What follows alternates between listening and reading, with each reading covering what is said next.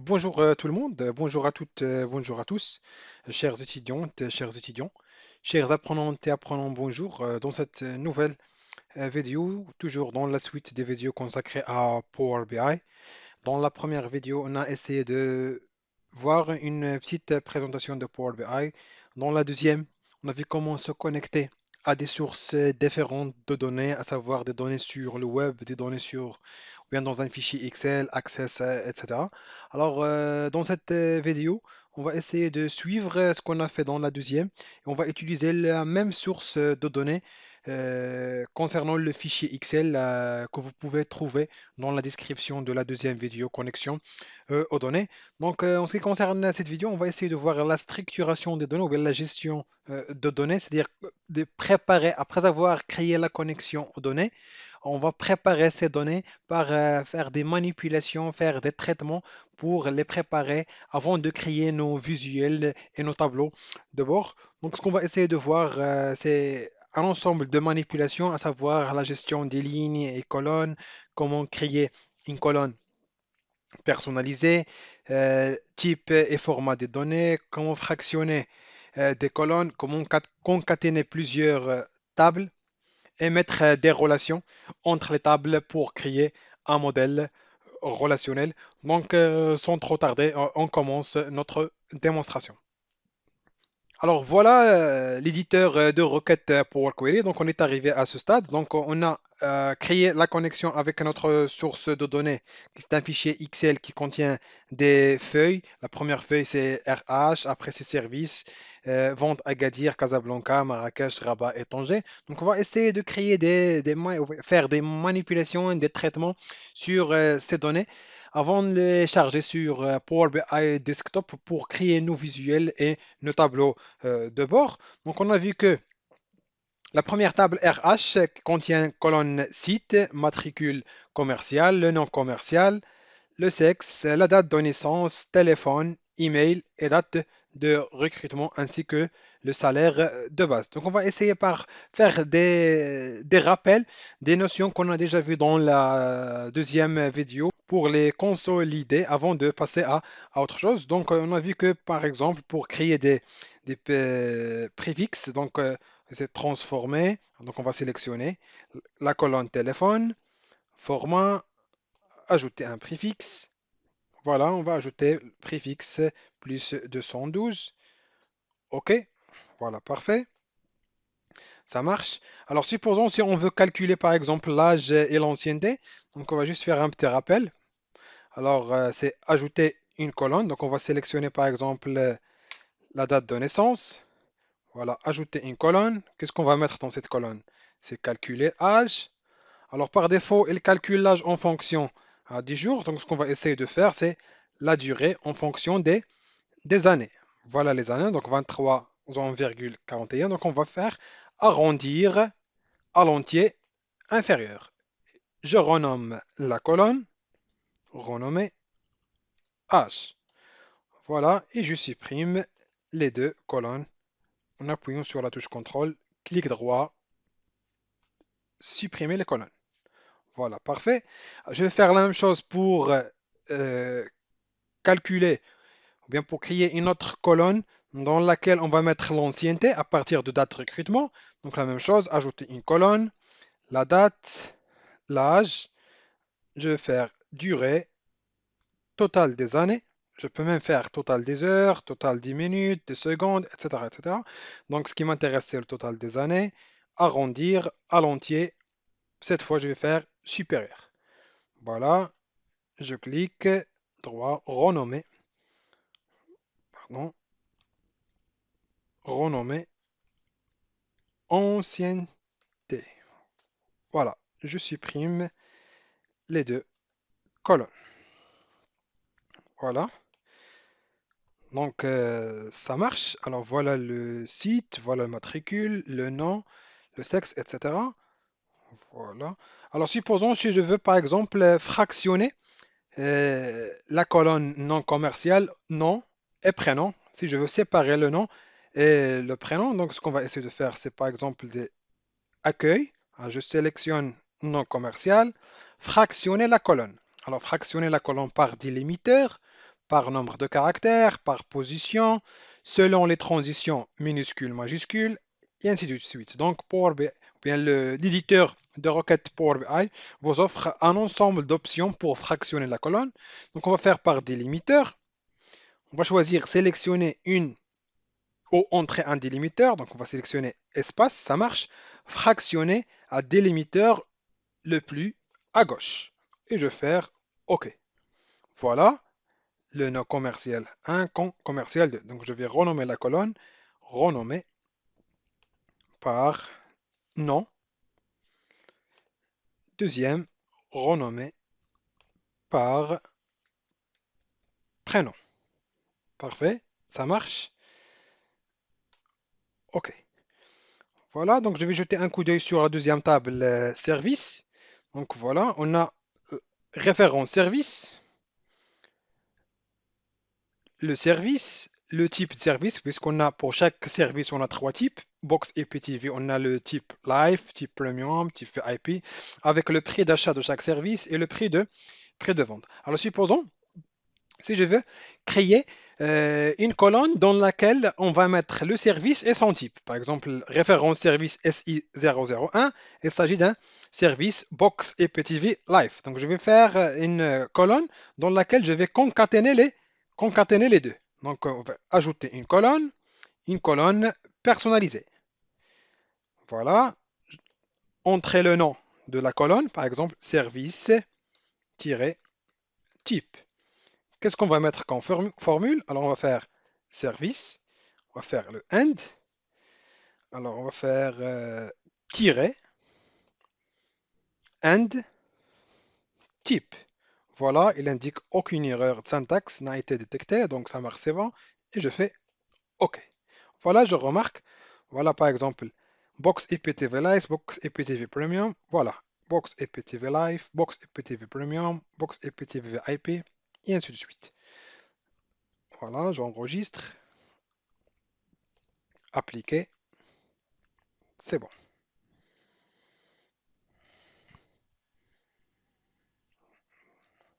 Voilà. Alors supposons, si je veux concaténer ces tables dans une seule, puisqu'elles contiennent les mêmes colonnes, à savoir matricule commerciale, le service vendu et le nombre d'abonnements pour chaque ville. Voilà la ville d'Agadir, ville de Casa contient aussi même colonne. Donc ce qu'on va essayer de faire, c'est de concaténer les différentes tables dans une seule qu'on va nommer vente pour essayer de travailler sur une seule table qui contient la liste de toutes les ventes. Donc ce qu'on va essayer de faire, c'est toujours dans l'onglet accueil. Voilà une option combiner, ajouter des requêtes comme étant nouvelles. Voilà. Alors, soit je choisis deux tables ou bien au moins trois tables. Alors, j'ai cinq tables, donc je vais sélectionner la deuxième option. Voilà, vente Tanger. Je vais ajouter vente Agadir.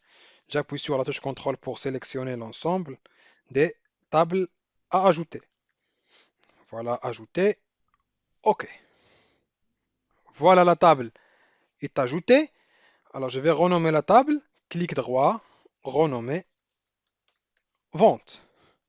Parfait. C'est bon. Donc, voilà la table vente qui contient l'ensemble des ventes dans les différentes villes. Voilà, avant de charger et d'appliquer ces modifications dans le Power BI Desktop, on va voir une autre option. Alors, supposons, si on veut par exemple créer un pseudo pour chaque commercial. Alors, on va essayer de voir une option très importante dans l'éditeur de requête. Alors, ajouter une colonne. Alors, on a vu colonne personnalisée. Maintenant, on va voir colonne à partir d'exemples. Donc, je clique. Voilà. Alors, il indique comme indication entrer des exemples de valeurs pour créer une colonne. Appuie et par la suite sur CTRL plus entrée pour appliquer. Alors, supposons, alors je vais faire par exemple une petite modification ou bien une petite formule simple. Je vais utiliser les trois premiers caractères du nom, F, E, N. Après les trois premiers caractères du prénom, E, M. Et j'ajoute par exemple l'année de naissance F-E-N, O-U-M, les trois premiers caractères du nom, trois premiers caractères du prénom, 98. Contrôle, entrée. Alors, entrée plus d'exemples de valeurs. On va entrer deuxième exemple. Voilà. R-E-B-S-A-H, 95. R-E-B-S-A-H, 95. Contrôle, entrée. Voilà. Donc, il a appliqué l'ensemble de la requête pour l'ensemble des lignes. Donc, on a créé un pseudo personnalisé à partir des trois premiers caractères du nom, trois premiers caractères de prénom, plus l'année de naissance. Donc, je vais faire OK. Je vais renommer cette colonne par pseudo. Voilà. Alors, on peut de même créer, si on veut créer par exemple un mot de passe, on peut choisir la combinaison qui nous convient. Voilà, si on termine. Donc, ce qu'on va essayer de faire maintenant, on va appliquer ces modifications et les charger sur Power BI Desktop pour voir d'autres options et d'autres paramètres à modifier, d'autres traitements à effectuer. Donc, avant de faire appliquer, donc, ce que je vais faire, désactiver le chargement de cette table. Voilà, continuer. Alors, pourquoi désactiver le chargement de cette table? Puisque je l'ai déjà concaténé dans la table vente. Donc, c'est pas la peine de les recharger. Voilà, OK. Et j'appuie sur fermer et appliquer.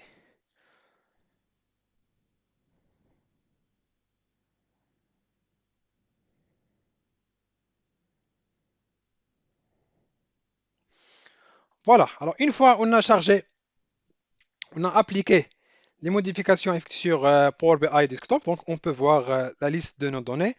Voilà, c'est la première table, c'est RH. Voilà matricule, le sexe, téléphone, l'email, date de recrutement, salaire, voilà le nom et le prénom, voilà l'âge qu'on a calculé, voilà l'ancienneté et voilà le pseudo. Service, voilà la colonne qu'on a ajoutée, c'est service type qui contient le service et le type. Et voilà la liste des ventes concernant toutes les villes. Donc ça marche, c'est bon. Voilà, maintenant on va voir, essayer de voir format et type de données. Donc par exemple, voilà, si on sélectionne date de naissance, voilà outil colonne. Alors on peut changer format de données. Alors par exemple, format de date, on peut choisir la date qui nous convient ou bien le format de date qui nous convient. Donc on va choisir celle-là. La même chose pour date recrutement, format de date, jour, mois, année, ça marche. Alors, en ce qui concerne le salaire de base, donc je vais ajouter par exemple un séparateur de milliers. Voilà, c'est bon. Et j'ajoute comme chiffre décimal deux chiffres après la virgule. Et je peux même ajouter deux devises. Alors, vous pouvez cliquer pour choisir l'ensemble des devises que vous voulez. Voilà, pour ne pas perdre le temps, je vais ajouter comme devise euro. Ça marche. Je renomme la colonne par salaire de base. Voilà, entrée. Voilà, parfait. C'est bon, donc on a le nom, le prénom, l'âge, l'ancienneté et le pseudo. Alors, si on passe à la table service, voilà, référence service, voilà le service, le type, prix d'achat, prix de vente, ainsi que service type. Alors, si on veut ajouter par exemple une autre colonne dans laquelle on va mettre le bénéfice concernant chaque service. Le bénéfice est égal à quoi? C'est tout simplement c'est le prix de vente moins le prix d'achat. Donc on va voir comment créer une nouvelle colonne. Donc tout simplement, on va cliquer sur outils de table, nouvelle colonne.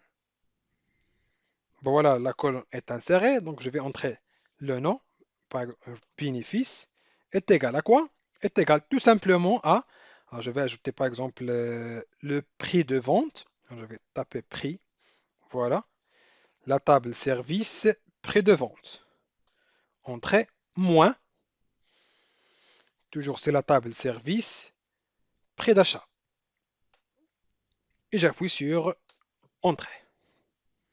Voilà le bénéfice pour le service Box IPTV Live, c'est 450. Le bénéfice pour Box IPTV TV Premium, c'est 900 et ainsi de suite. Donc, on peut de même au outil de colonne pour insérer le séparateur de milliers et de chiffres après la virgule.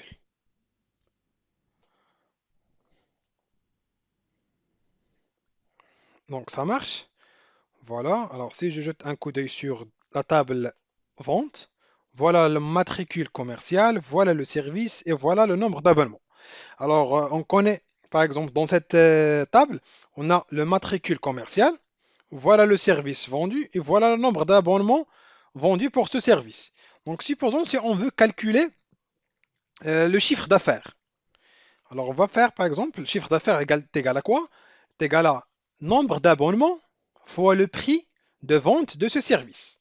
Alors, comment savoir le prix de vente de ce service? Alors, c'est ça l'utilité et le rôle de modèle relationnel pour créer les relations ou bien les liens entre les tables. Donc, on va procéder comme suit. Alors, nouvelle colonne. Voilà. On va faire, par exemple, chiffre d'affaires. Alors, avant de voir le chiffre d'affaires, alors supposons, si on veut savoir c'est quoi déjà ce service avec le référence SI 002. On va afficher par exemple c'est quoi ce service. Est-ce qu'il s'agit d'un service Box IPTV Premium? Est-ce qu'il s'agit d'un service Box Cloud VIP, etc. Donc on va tout d'abord afficher et chercher le service avant de calculer le chiffre d'affaires. Donc on va faire par exemple détail service. Voilà. Alors qu'est-ce qu'on va mettre dans ce détail service? Alors on va faire related. Voilà. La fonction related. Et après, on va entrer le nom de la colonne concernée. Alors, le nom, il existe dans la table service avec service type. Parfait. Donc, on va faire service. Alors, il ne s'affiche pas. Tout simplement pourquoi? Parce qu'on n'a pas encore créé le lien entre les tables. Donc, on va cliquer sur la troisième icône à gauche concernant le modèle relationnel.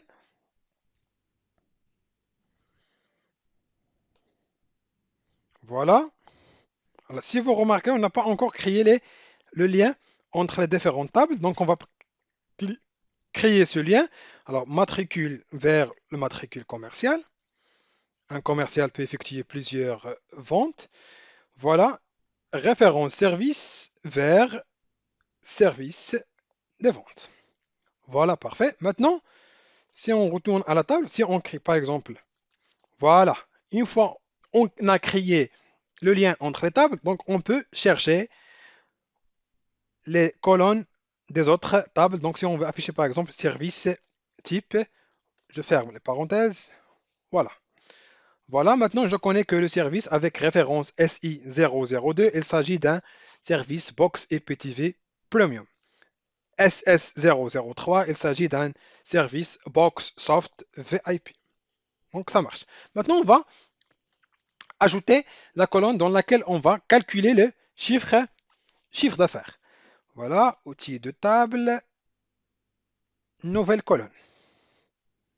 Voilà, nouvelle colonne. Donc, on va faire chiffre d'affaires. Alors, chiffre d'affaires est égal à quoi? Tout simplement, nombre d'abonnements qui existent dans la même table dans laquelle on travaille. On travaille toujours dans la table vente. Donc, c'est le nombre d'abonnements multiplié par quoi? Par le prix de vente qui existe dans la table service. Donc, ce qu'on va essayer de faire, on va utiliser la fonction related. Voilà. Qu'est-ce qu'on va chercher? On cherche, voilà, service, prix de vente. Je ferme parenthèse et j'appuie sur Entrée. Voilà, on a calculé le chiffre d'affaires pour chaque service vendu avec le nombre d'abonnements. Alors 15 fois le prix de vente de ce service Box IPTV Premium. Alors, au titre de colonne, j'ajoute un séparateur de milliers. Voilà, et j'ajoute deux chiffres après la virgule. Ça marche. C'est bon. Voilà, donc on a vu dans la table RH, dans la table RH, on a vu format et type de données. On a ajouté, séparé le nom et le prénom. On a calculé l'âge et l'ancienneté et ajouté une colonne personnalisée dans laquelle on va mettre le pseudo. Dans la table service, on a concaténer, créer une colonne personnalisée dans laquelle on a concaténé le service et le type et on a calculé le bénéfice qui est égal à prix de vente moins prix d'achat. Dans la table vente, on a ajouté une colonne détail service qui nous donne la nature de service. Il s'agit de quoi à partir de ce référence. Et on a calculé le chiffre d'affaires qui est égal au nombre d'abonnements fois le prix de, le prix de vente. Et bien sûr, pour utiliser des champs d'une autre table, il suffit de créer le lien entre les tables pour créer notre modèle relationnel.